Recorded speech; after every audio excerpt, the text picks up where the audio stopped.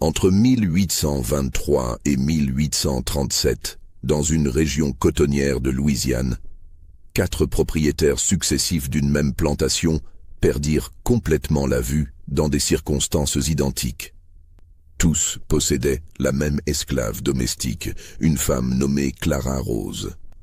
Les registres médicaux de la Nouvelle-Orléans conservent encore aujourd'hui les traces de cette coïncidence que personne n'a jamais pu expliquer.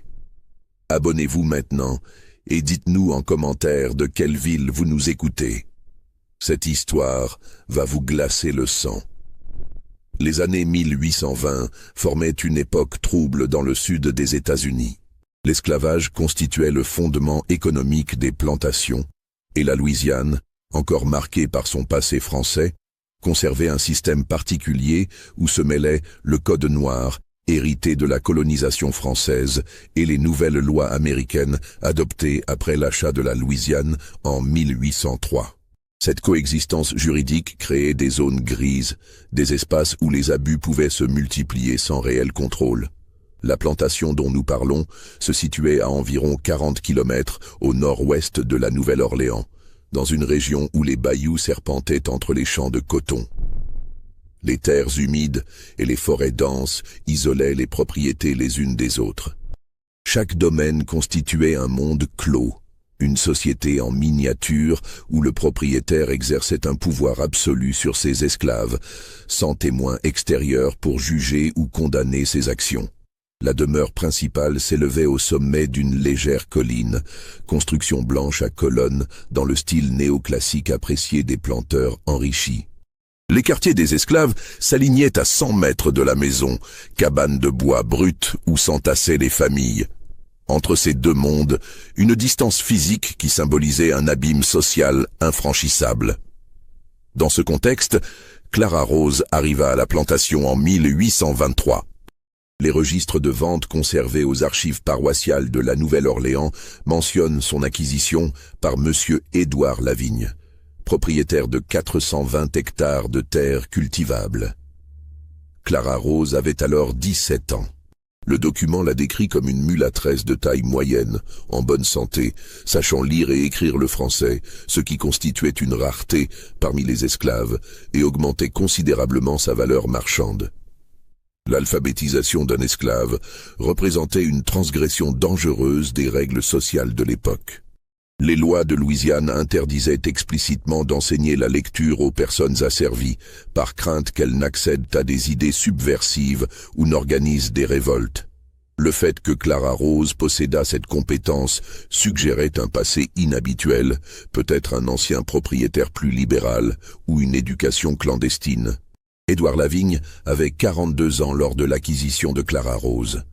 Veuf depuis 3 ans, il vivait seul dans sa grande demeure avec pour seule compagnie une dizaine d'esclaves domestiques.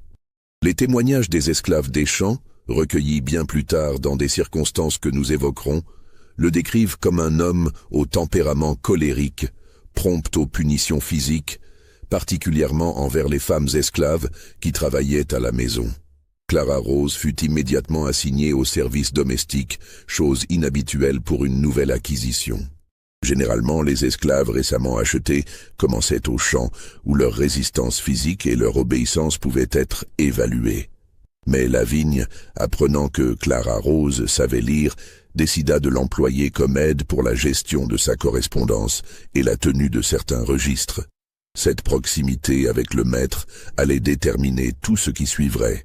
Les premiers mois se déroulèrent sans incident notable. Clara Rose accomplissait ses tâches avec une efficacité silencieuse qui satisfaisait Lavigne. Elle organisait sa bibliothèque, lisait à voix haute les lettres commerciales, aidait à la rédaction des réponses. Le soir, elle servait le repas, puis se retirait dans sa petite chambre attenante à la cuisine, un privilège accordé aux domestiques de confiance. Mais au printemps de 1824, quelque chose changea dans la dynamique de la maison. Plusieurs esclaves remarquèrent que Lavigne appelait Clara Rose à des heures inhabituelles, tard dans la nuit. Des bruits sourds résonnaient parfois depuis les étages supérieurs, suivis de longs silences pesants. Clara Rose apparaissait certains matins avec des ecchymoses sur les bras, qu'elle dissimulait soigneusement sous ses manches longues. Dans le système esclavagiste, le corps d'une femme asservie n'était pas considéré comme lui appartenant. Les propriétaires exerçaient un droit de fait sur l'intégrité physique de leurs esclaves, et les agressions sexuelles constituaient une réalité quotidienne et acceptée de ce système. Clara Rose, comme tant d'autres avant elle, se trouvait piégée dans une situation où la résistance pouvait signifier la mort, et la soumission impliquait la destruction progressive de soi. Les autres esclaves domestiques observaient en silence. Parler aurait été inutile, voire dangereux. Dans ce monde clos, aucune autorité extérieure ne venait contrôler les agissements d'un planteur. Les lois protégeaient la propriété, pas les esclaves. Le silence devenait une stratégie de survie collective. L'été de 1824 fut particulièrement chaud et humide. Les moustiques proliféraient dans les bayous et plusieurs esclaves tombèrent malades de fièvre. Clara Rose continuait ses tâches domestiques avec la même expression impassible, mais quelque chose dans son regard avait changé. Les autres domestiques le remarquaient. Une fixité nouvelle, une absence troublante derrière les yeux qui accomplissaient mécaniquement les gestes quotidiens. Au début du mois d'août, Édouard Lavigne se plaignit pour la première fois de troubles visuels. Lors du repas du soir, il mentionna à Clara Rose, qui le servait, qu'il avait du mal à lire les chiffres dans ses registres comptables. Il attribuait cela à la fatigue et à la chaleur étouffante qui rendait l'air épais comme un voile. Les jours suivants, les plaintes s'intensifièrent. Lavigne affirmait voir des taches sombres flottant dans son champ de vision, particulièrement lorsqu'il regardait des surfaces claires. Il convoqua Clara Rose pour qu'elle lise à sa place les lettres commerciales, sa propre vision devenant trop floue pour déchiffrer l'écriture. Le 15 août 1824, 3 semaines après les premiers symptômes, Édouard Lavigne se réveilla dans une obscurité totale. Il était devenu complètement aveugle durant la nuit. Les domestiques entendirent ses hurlements de terreur au petit matin, un son animal qui glaça tous ceux qui l'entendirent. Un médecin fut appelé depuis la Nouvelle-Orléans. Le docteur Antoine Ferrand, spécialiste des maladies oculaires, examina minutieusement Lavigne. Ces notes, conservées dans les archives médicales de la faculté de médecine de la Nouvelle-Orléans, décrivent une cécité complète et irréversible, sans lésion apparente du globe oculaire.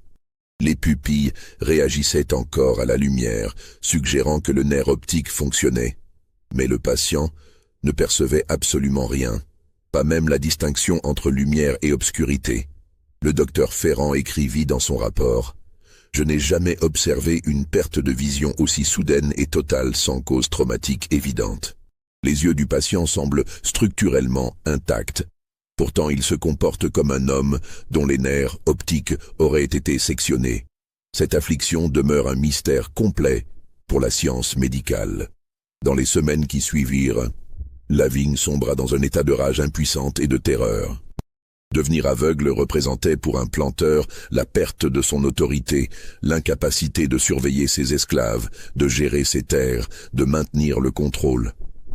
Il accusait tour à tour le climat, la nourriture, une malédiction divine punissant des péchés non spécifiés.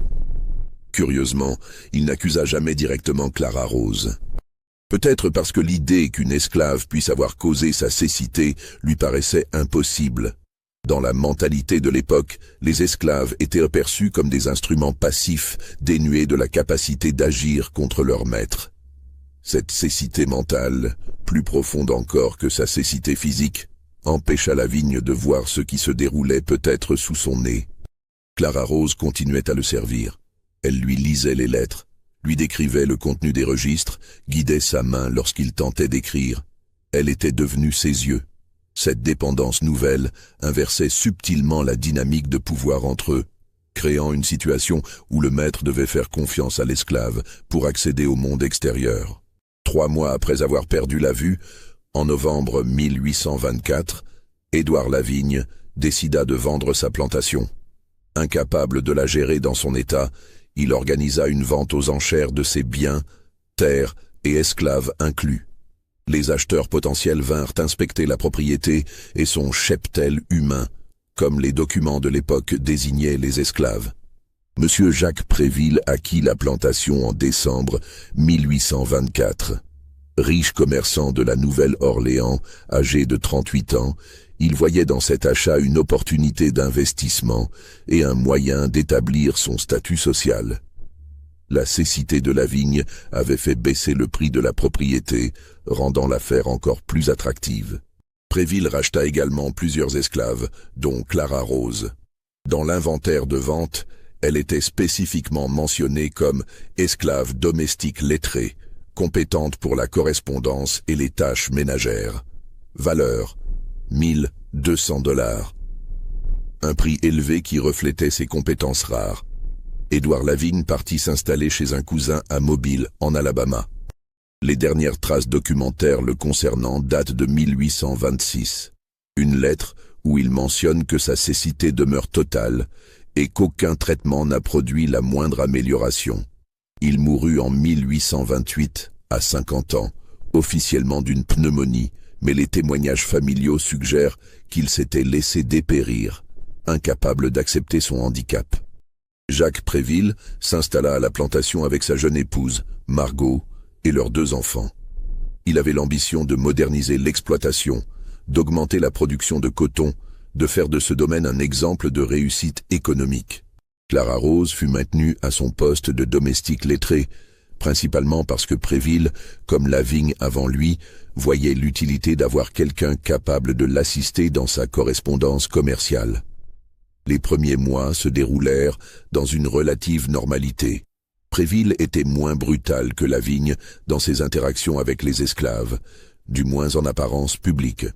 Il se considérait comme un maître éclairé, influencé par certaines idées des Lumières qui circulaient encore parmi l'élite éduquée, même si ces idées ne remettaient pas en cause le système esclavagiste lui-même. Mais à mesure que les semaines passaient, Clara Rose remarqua des changements inquiétants dans le comportement de Préville. Ses regards s'attardèrent sur elle d'une manière qui lui était terriblement familière. Les appels tard le soir recommencèrent, les ordres donnés à voix basse, les portes fermées, les silences lourds de menaces.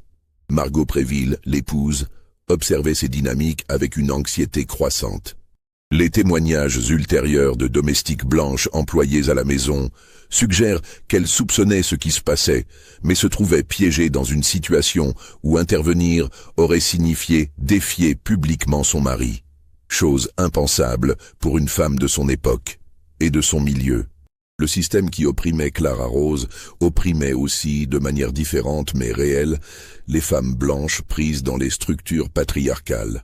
L'été de 1825 arriva, aussi chaud et oppressant que le précédent.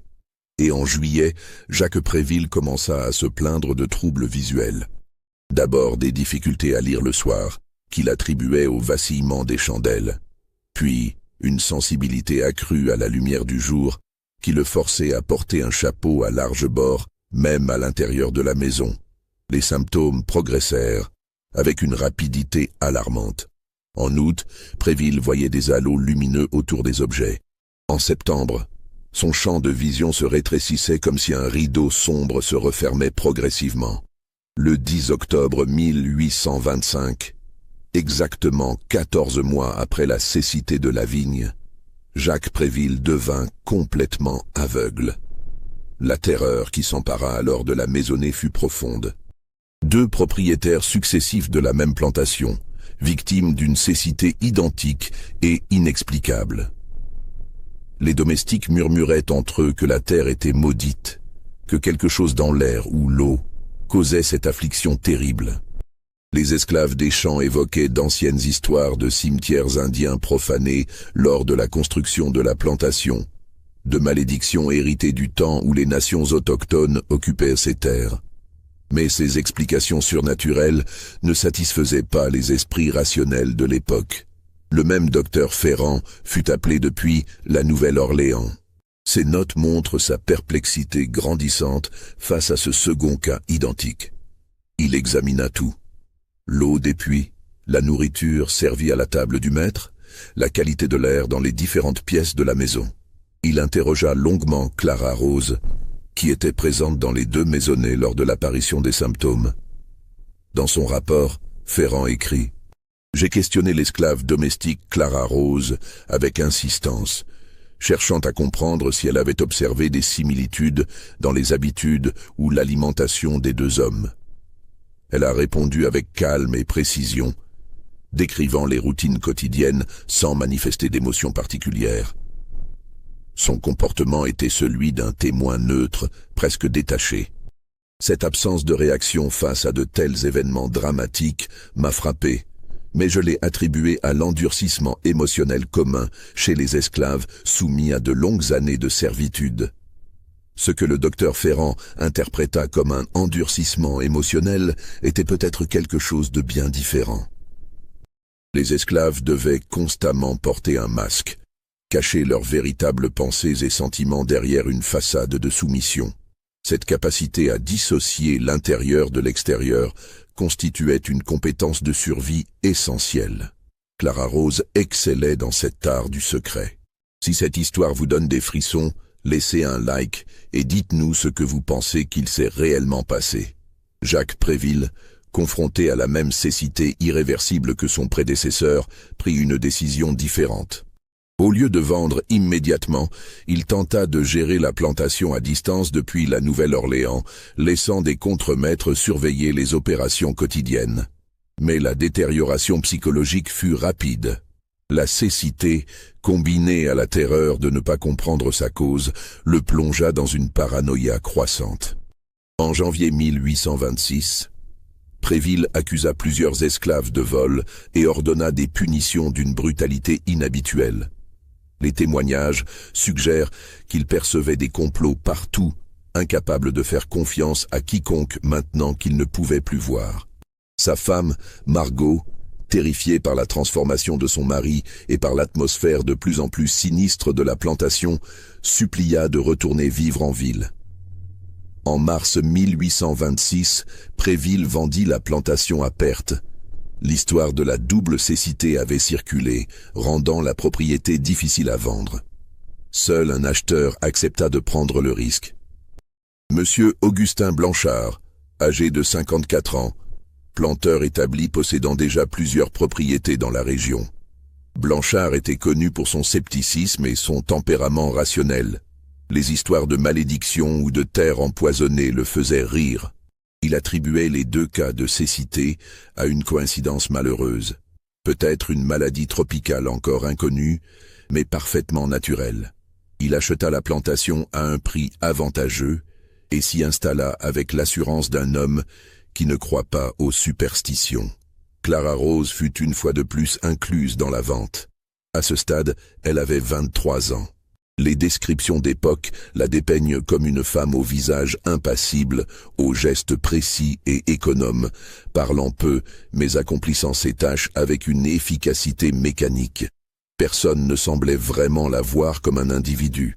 Elle était un outil, un meuble vivant, une présence fantomatique dans les marges de ses drames. Augustin Blanchard, contrairement à ses prédécesseurs, était marié depuis 30 ans et père de 5 enfants adultes. Cette stabilité familiale aurait dû, en théorie, créer une dynamique différente. Mais le pouvoir absolu corrompt de manière variée. Blanchard ne manifestait pas le même type d'intérêt sexuel que Lavigne ou Préville. Sa cruauté prenait d'autres formes. Il était obsédé par l'efficacité et la productivité. Chaque minute de travail devait être optimisée, chaque geste mesuré et évalué. Clara Rose, en tant que domestique lettré, fut chargée de tenir des registres détaillés sur le rendement des esclaves des champs. Combien de livres de coton chacun récoltait par jour, combien de temps chaque tâche prenait, quelle nourriture était consommée. Elle devait transformer des êtres humains en données chiffrées. Cette tâche plaçait Clara Rose dans une position terrible. En enregistrant ces informations, elle participait indirectement au système d'oppression. Les esclaves qui ne produisaient pas assez selon les registres étaient punis. Les malades étaient forcés de travailler. Les enfants étaient mis au travail plus jeunes. Et c'était Clara Rose qui notait tout cela dans ses cahiers soignés. Les autres esclaves commençaient à la regarder avec méfiance. Certains la voyaient comme une collaboratrice du maître, une traîtresse à son propre peuple. D'autres comprenaient qu'elle n'avait pas le choix, qu'elle était elle-même piégée dans un système qui la forçait à participer à sa propre oppression et à celle des siens. Cette division, cette fracture au sein même de la communauté asservie, constituait l'une des armes les plus efficaces du système esclavagiste. Les mois passèrent. Blanchard gérait sa plantation avec la froideur d'un homme d'affaires calculant ses marges de profit. Il ne se produisit aucun incident notable pendant presque un an. La vie à la plantation suivait son cours brutal et monotone, chaque jour semblable au précédent dans sa misère organisée. Mais en février 1827, Blanchard commença à se plaindre de maux de tête. D'abord occasionnels, ils devinrent rapidement quotidiens. Il consultait régulièrement Clara Rose pour qu'elle lui lise des passages d'un traité médical qu'il avait acquis, cherchant une explication à ses souffrances croissantes. En mars, les troubles visuels apparurent. Blanchard décrivait des éclairs lumineux dans sa vision périphérique, particulièrement la nuit. Il convoqua un médecin local qui ne trouva rien d'anormal et prescrivit du repos et des compresses froides. Les symptômes s'aggravèrent. En avril, Blanchard voyait double.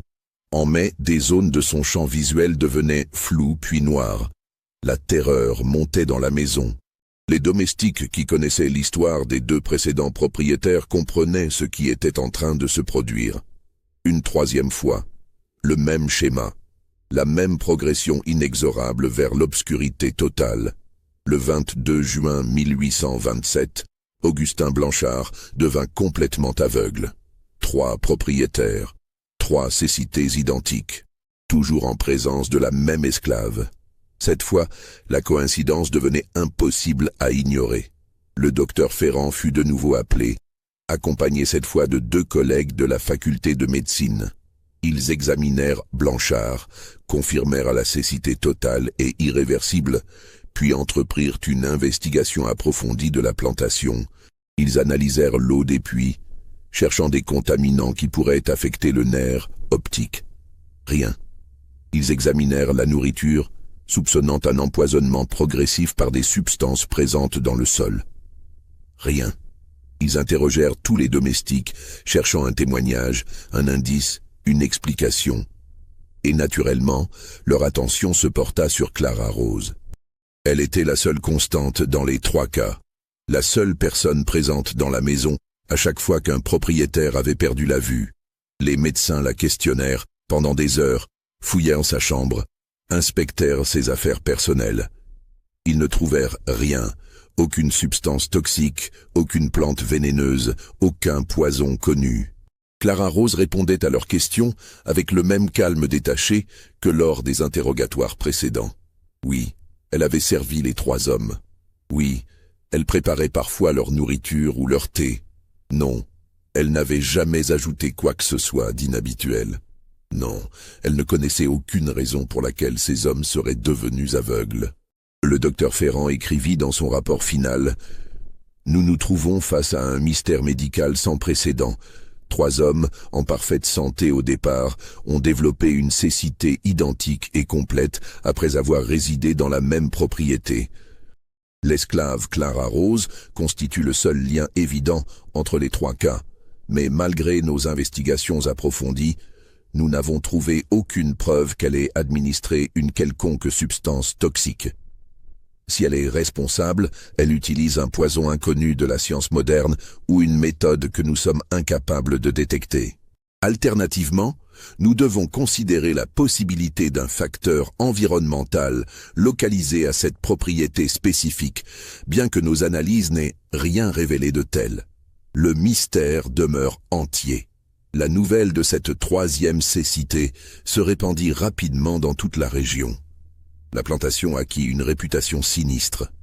Les planteurs voisins évitaient d'en parler ouvertement, mais les rumeurs circulaient dans les salons de la Nouvelle-Orléans. Certains évoquaient une malédiction, d'autres parlaient d'un empoisonnement subtil et indétectable. Quelques voix suggérèrent que Clara Rose possédait peut-être des connaissances héritées d'Afrique ou des Caraïbes, des savoirs sur les plantes et les poisons que les Européens ne comprenaient pas. Mais ces spéculations butaient sur un problème fondamental. Comment prouver quoi que ce soit ? Dans une société où la parole d'un esclave ne comptait pour rien face à celle d'un blanc, où les esclaves ne pouvaient témoigner contre leur maître, comment établir la vérité? Clara Rose ne pouvait être jugée sans preuve matérielle, et aucune preuve n'avait été trouvée. Augustin Blanchard, rongé par la peur et l'humiliation, refusa de vendre la plantation. Au lieu de cela, il ordonna que Clara Rose soit vendue individuellement, loin de sa propriété. Il voulait se débarrasser d'elle tout en conservant ses terres, peut-être dans l'espoir que son départ briserait le schéma qui semblait lié à sa présence. En septembre 1827, Clara Rose fut vendue à un marchand d'esclaves de la Nouvelle-Orléans, un intermédiaire nommé Gabriel Rousseau. Compte tenu de sa réputation désormais sulfureuse, sa valeur marchande avait chuté. Malgré ses compétences rares, peu d'acheteurs voulaient prendre le risque de l'acquérir. Elle passa 3 mois dans l'entrepôt de Rousseau, un bâtiment sordide près des quais où les esclaves attendaient d'être vendus. C'était un lieu de transition brutale, où hommes, femmes et enfants étaient exposés aux acheteurs potentiels comme du bétail. Les conditions y étaient terribles, surpeuplement, malnutrition, maladies qui se propageaient rapidement dans les espaces confinés. Clara Rose survécut à cette période en se repliant encore plus profondément en elle-même. Les autres esclaves de l'entrepôt la craignaient, ayant entendu les histoires. Certains refusaient de dormir près d'elle, comme si sa simple présence pouvait porter malheur. Cette mise à l'écart renforçait son isolement, créant une bulle de solitude même dans la promiscuité forcée de l'entrepôt. En décembre 1827, un acheteur se présenta finalement. Monsieur Théodore Vallière, avocat de la Nouvelle-Orléans, cherchait une domestique lettrée pour assister sa femme invalide. Il avait entendu parler de Clara Rose et de l'étrange histoire des 3 propriétaires aveugles, mais il n'y croyait pas. Homme de loi, formé à la logique et à la preuve, il considérait ces événements comme une série de coïncidences malheureuses amplifiées par la superstition. Vallière acheta Clara Rose pour $800, un prix réduit qui reflétait à la fois sa réputation et la réticence générale à l'acquérir. Il l'installa dans sa maison de la rue Royale, au cœur du vieux carré français.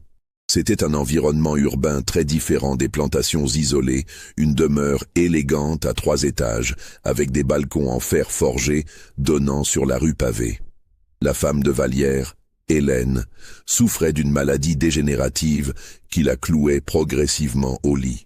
À 35 ans, elle pouvait à peine marcher et avait besoin d'une assistance constante.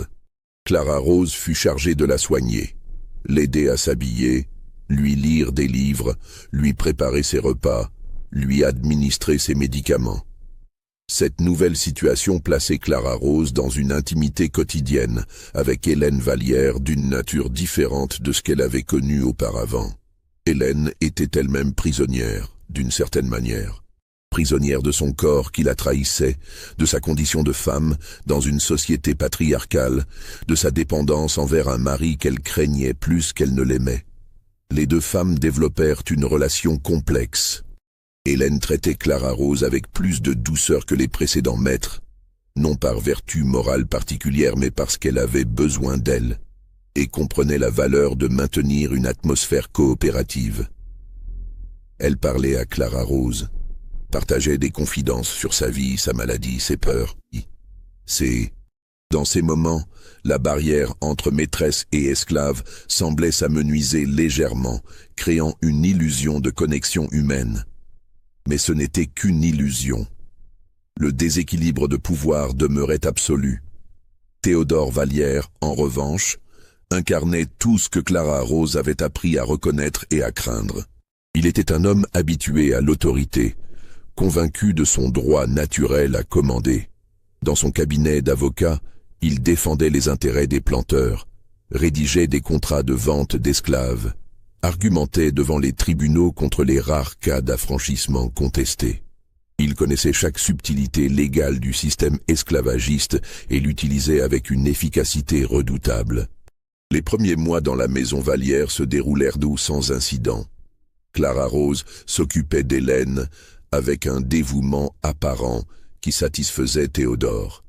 Le soir, Elle descendait à la cuisine, préparait les repas sous la supervision de la cuisinière principale, puis se retirait dans sa petite chambre au dernier étage, sous les combles où la chaleur estivale rendait l'air presque irrespirable.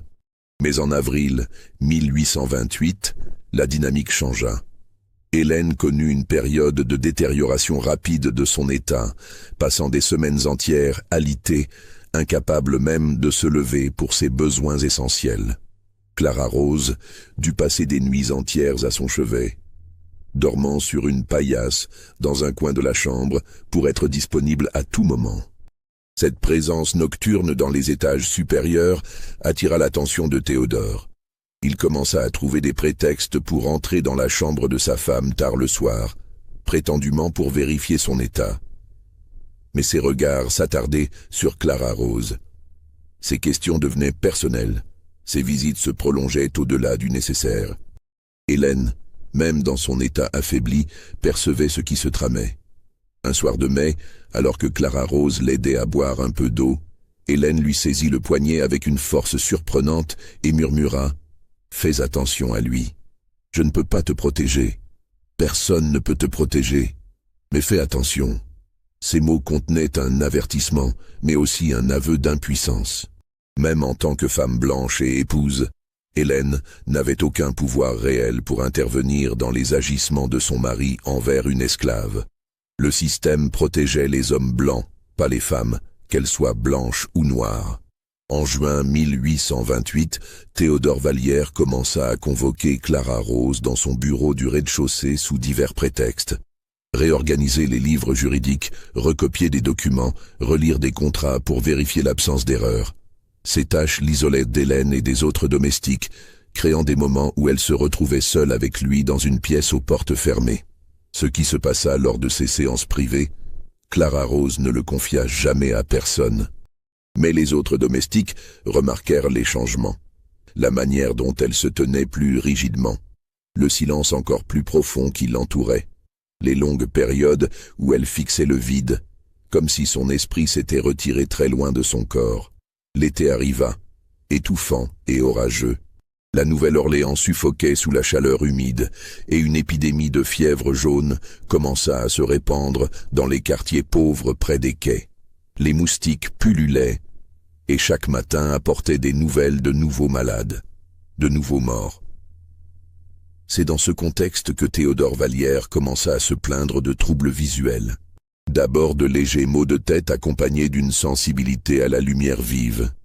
Il fermait les volets de son bureau même en plein jour, travaillant à la lueur des chandelles.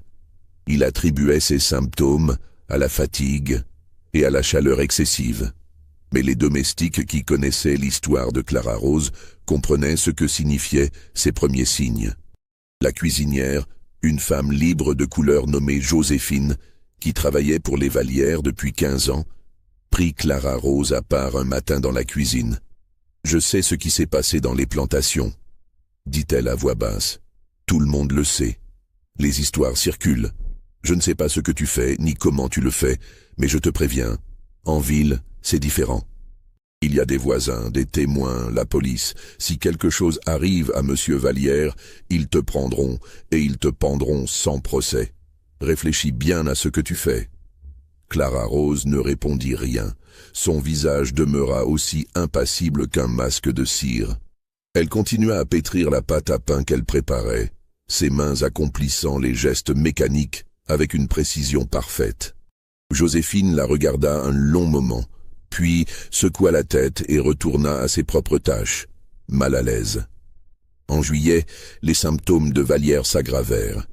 Il voyait des halos autour des chandelles, des taches sombres qui flottaient dans son champ de vision. Il consulta un médecin qui prescrivit des lunettes et du repos, ne détectant rien d'anormal lors de l'examen. Mais les lunettes ne changeaient rien. Sa vision continuait à se détériorer. En août, Théodore Vallière apprit par un collègue avocat l'histoire complète des 3 planteurs devenus aveugles. Jusqu'alors, il n'avait entendu que des bribes, des rumeurs qu'il avait écartées comme des superstitions rurales. Mais son collègue, qui avait étudié le dossier médical du docteur Ferrand pour une affaire juridique, lui raconta tous les détails. 3 hommes, 3 cécités identiques. Une seule constante, Clara Rose. La terreur qui s'empara de Vallière fut palpable. Il convoqua Clara Rose dans son bureau et l'interrogea violemment sur son passé, exigeant qu'elle lui dise ce qu'elle avait fait aux 3 propriétaires précédents. Clara Rose nia toute implication, maintenant la même version qu'elle avait donnée au médecin. Elle n'avait rien fait d'inhabituel, elle avait simplement accompli ses tâches. Vallière envisagea de la vendre immédiatement, de s'en débarrasser avant que sa vision ne se dégrade davantage. Mais un problème se posait. Qui achèterait une esclave avec une telle réputation? Et si elle était vraiment responsable, le mal était peut-être déjà fait. La vendre maintenant ne l'empêcherait pas de devenir aveugle si le processus était déjà enclenché. Il décida donc de la garder, mais de la faire surveiller constamment. Il interdit à Clara Rose d'approcher de sa nourriture ou de ses boissons. Il fit venir un médecin pour l'examiner, elle, cherchant des traces de substances toxiques sur sa peau ou ses vêtements. Rien ne fut trouvé. Il fouilla sa chambre de fond en comble, cherchant des poisons cachés, des plantes séchées, des poudres suspectes. Il ne trouva que quelques effets personnels d'une pauvreté extrême, une robe de rechange, un peigne cassé, une Bible en français aux pages cornées. Mais malgré toutes ces précautions, la vision de Théodore Vallière continuait à décliner. En septembre, il ne pouvait plus lire ses documents juridiques. En octobre, il distinguait à peine les visages de ses visiteurs. En novembre, il se déplaçait à tâtons dans sa propre maison, les mains tendues devant lui pour éviter les meubles. Le 3 décembre 1828, Théodore Vallière devint complètement aveugle.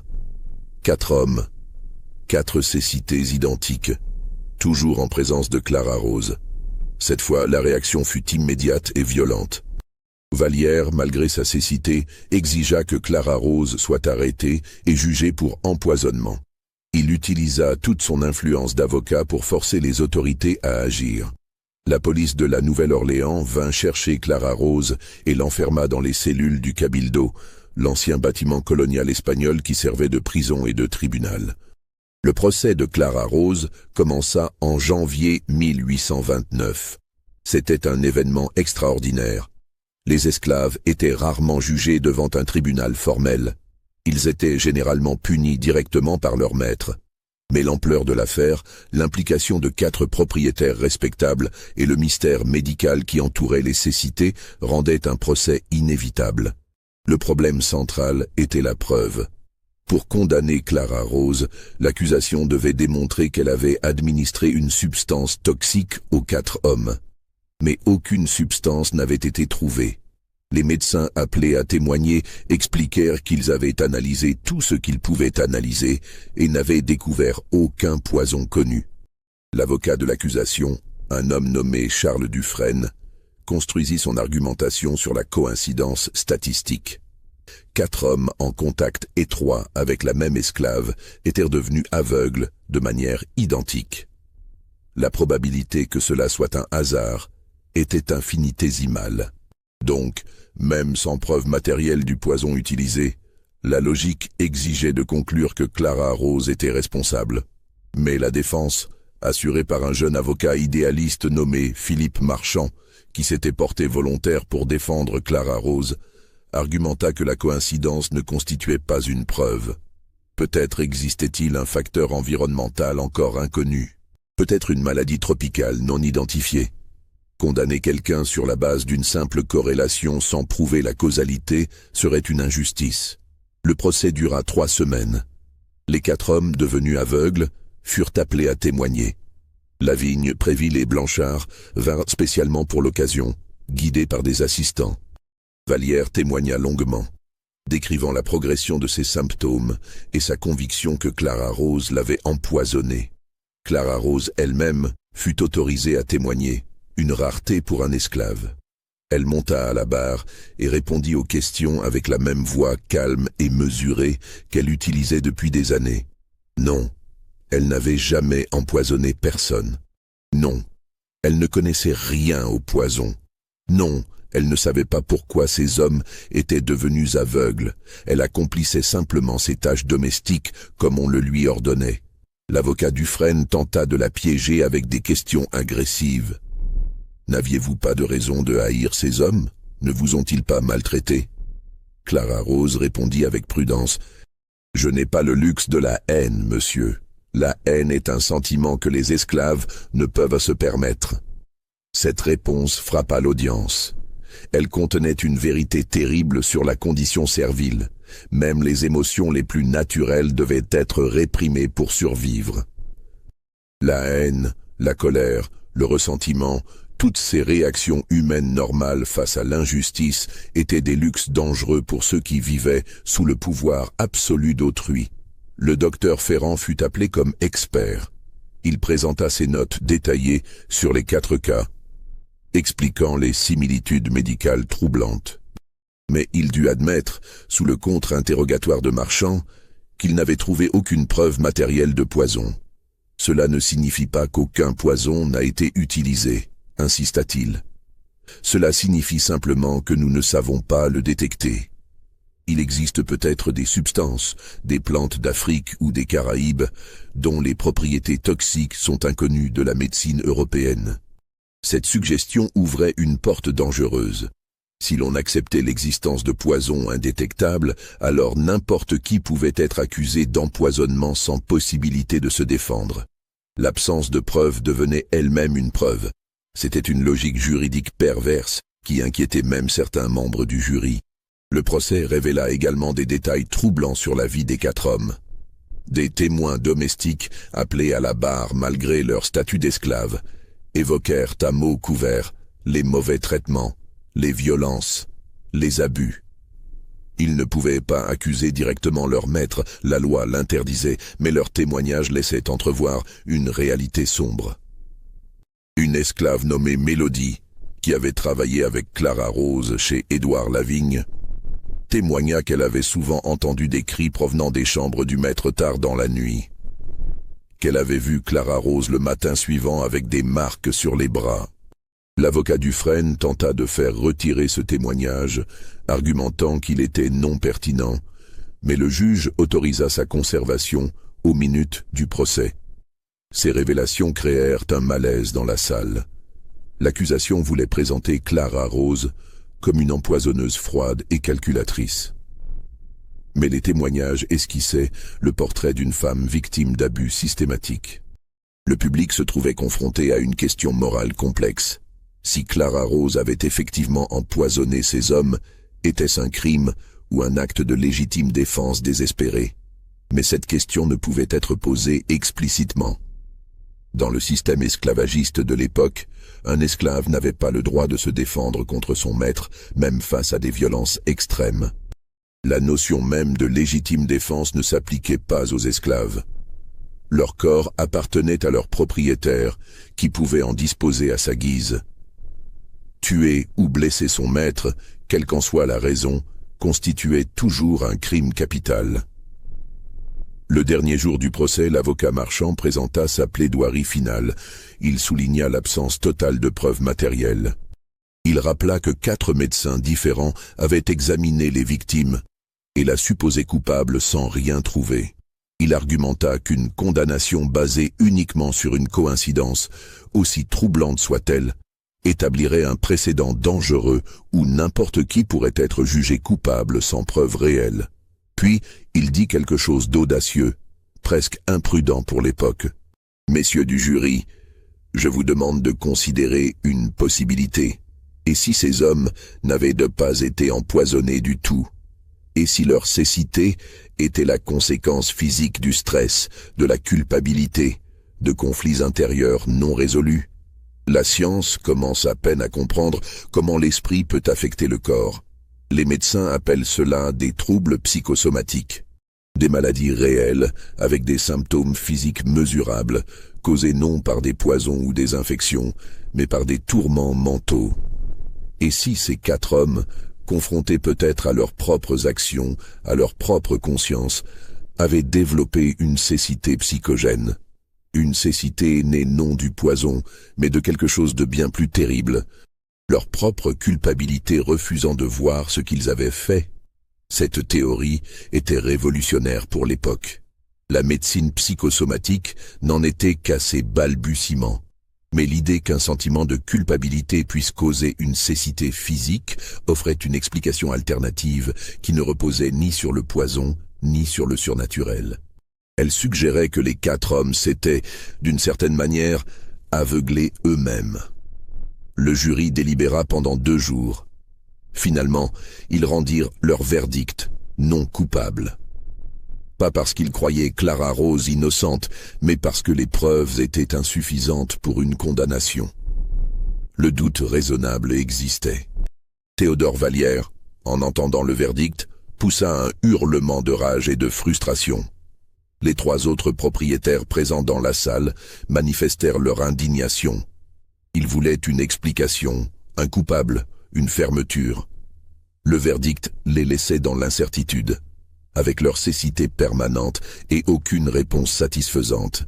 Clara Rose fut libérée. Mais libérée dans quelles circonstances? Elle demeurait esclave, propriété de Théodore Vallière. Techniquement, elle devait lui être retournée. Mais Vallière, dans un geste de peur superstitieuse ou de rage impuissante, refusa de la reprendre. Il ordonna qu'elle soit vendue immédiatement à n'importe quel acheteur, quel que soit le prix.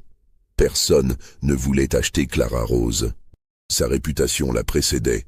4 propriétaires aveugles, un procès public, des accusations d'empoisonnement mystérieux. Quel propriétaire rationnel prendrait un tel risque? Elle passa 6 mois dans l'entrepôt de Rousseau, le même marchand d'esclaves qui l'avait déjà vendu une fois. Cette fois, aucun acheteur ne se présentait. Rousseau envisagea de la vendre à un négociant des Caraïbes, où son histoire serait moins connue. Mais avant que cette transaction ne se concrétise, un événement inattendu se produisit. Philippe Marchand, le jeune avocat qui avait assuré sa défense, utilisa ses propres économies pour l'acheter. Puis, dans un acte extraordinaire pour l'époque, il lui accorda immédiatement sa liberté. Les documents d'affranchissement, datés du 15 juillet 1829, sont conservés aux archives notariales de la Nouvelle-Orléans. Clara Rose devint une femme libre à l'âge de 26 ans. Les motivations de Marchand demeurent obscures. Certains contemporains suggérèrent qu'il avait agi par conviction abolitionniste. D'autres insinuèrent qu'il était tombé amoureux d'elle pendant le procès. Quelques voix cyniques affirmèrent qu'il cherchait simplement à se faire un nom en accomplissant un geste spectaculaire. Marchand lui-même n'expliqua jamais publiquement ses raisons. Clara Rose, devenue Clara Rose Freeman selon les documents officiels, disparut rapidement des registres. Les dernières traces documentaires la situent à la Nouvelle-Orléans jusqu'en 1830. Après cette date, plus rien. Certains témoignages non vérifiés suggèrent qu'elle aurait quitté la Louisiane pour s'installer dans le Nord, peut-être à Philadelphie ou à New York, où les communautés afro-américaines libres étaient plus nombreuses. D'autres rumeurs la placent en Haïti, pays où l'esclavage avait été aboli après la Révolution. Mais aucune trace officielle ne permet de confirmer ces hypothèses. Philippe Marchand continua sa carrière d'avocat. Il devint progressivement une figure notable du mouvement abolitionniste naissant en Louisiane, défendant d'autres esclaves accusés de crimes. Mais il ne parla jamais publiquement de l'affaire Clara Rose, comme s'il avait scellé ce chapitre de sa vie dans un silence délibéré. Il mourut en 1856 à l'âge de 54 ans, sans avoir laissé de mémoire ni de correspondance détaillée sur ses affaires les plus célèbres. Édouard Lavigne mourut aveugle en 1828. Jacques Préville vécut jusqu'en 1847, toujours aveugle, et passa ses dernières années reclus dans sa maison de la Nouvelle-Orléans.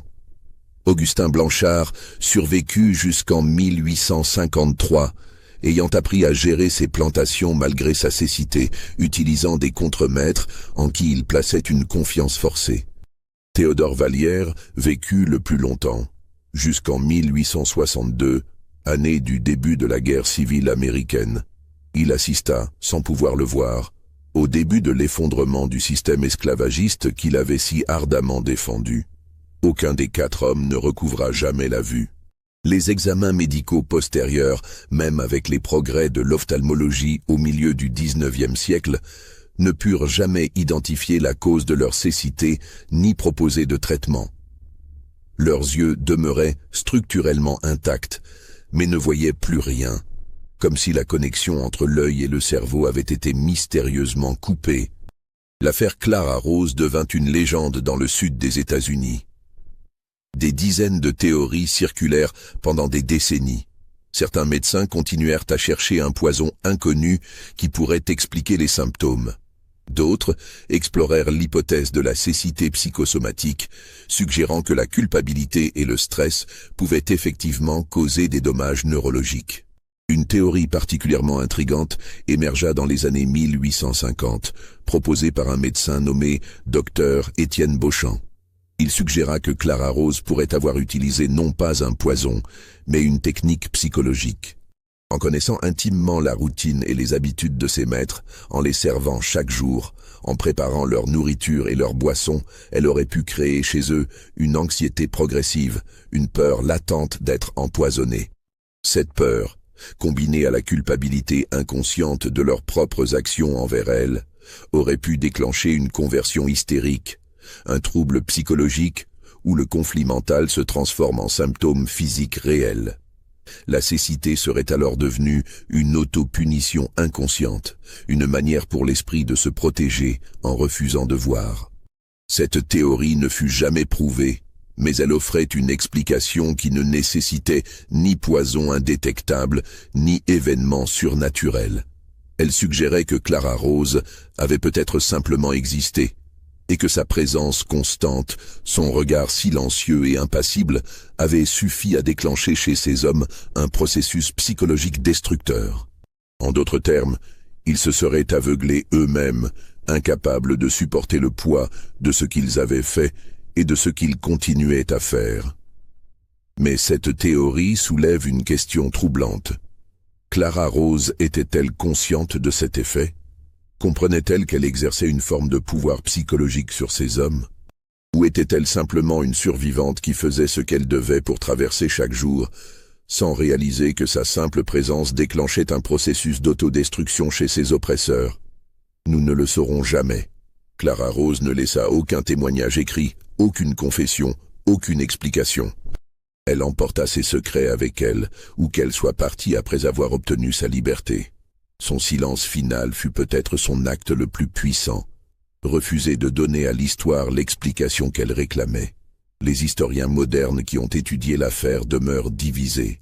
Certains croient fermement que Clara Rose utilisait effectivement un poison sophistiqué, peut-être dérivé de plantes africaines ou caribéennes dont les propriétés neurotoxiques étaient inconnues de la médecine européenne de l'époque. Des recherches contemporaines sur les plantes médicinales traditionnelles ont révélé l'existence de substances capables d'affecter le nerf optique sans laisser de traces détectables par les méthodes du XIXe siècle. D'autres historiens penchent pour l'explication psychosomatique, soulignant que les 4 hommes présentaient des profils psychologiques similaires, autoritaires, violents, tourmentés par des conflits moraux non résolus. Dans cette interprétation, Clara Rose serait moins une empoisonneuse qu'un catalyseur, une présence qui révélait et amplifiait les contradictions internes de ses maîtres jusqu'à ce qu'elles se manifestent physiquement. Une troisième école de pensée suggère que nous ne saurons jamais la vérité et que c'est précisément le point. L'affaire Clara Rose expose les limites de la connaissance historique face aux secrets que les opprimés gardent par nécessité.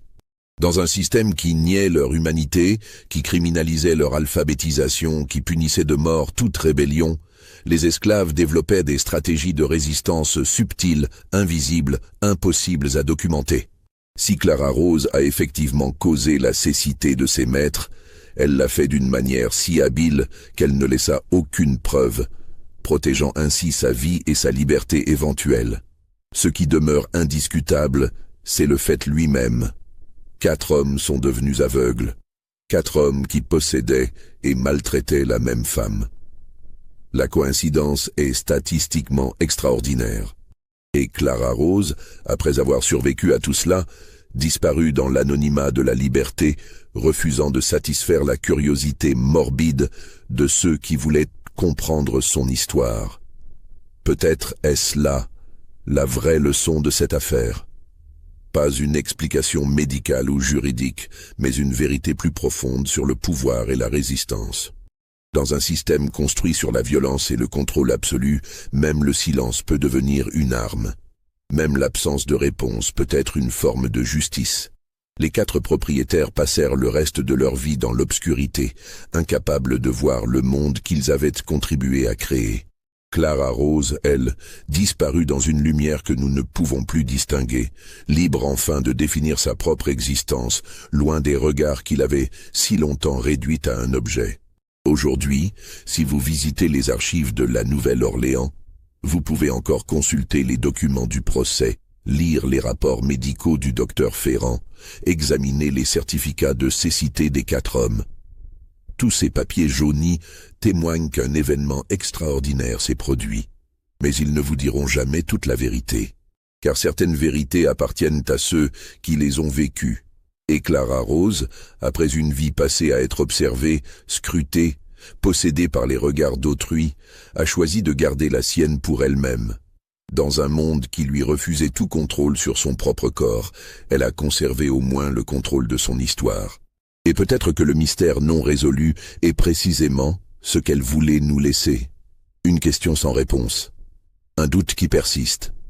Un rappel que même dans les systèmes d'oppression les plus totaux, il existe des espaces de résistance que les documents historiques ne peuvent capturer. 4 hommes sont devenus aveugles. Une femme a disparu. Le reste n'est que spéculation et silence. Alors, qu'en pensez-vous? Croyez-vous que tout a été révélé? Clara Rose était-elle une empoisonneuse brillante ou le témoin innocent d'une série de coïncidences extraordinaires? Ou existe-t-il une 3e explication que personne n'a encore envisagée? Dites-nous ce que vous pensez dans les commentaires. Abonnez-vous pour plus d'histoires qui vous feront questionner ce que vous croyez savoir sur le passé. Et partagez cette histoire avec ceux qui, comme vous, sont fascinés par les mystères sombres que l'histoire refuse de résoudre.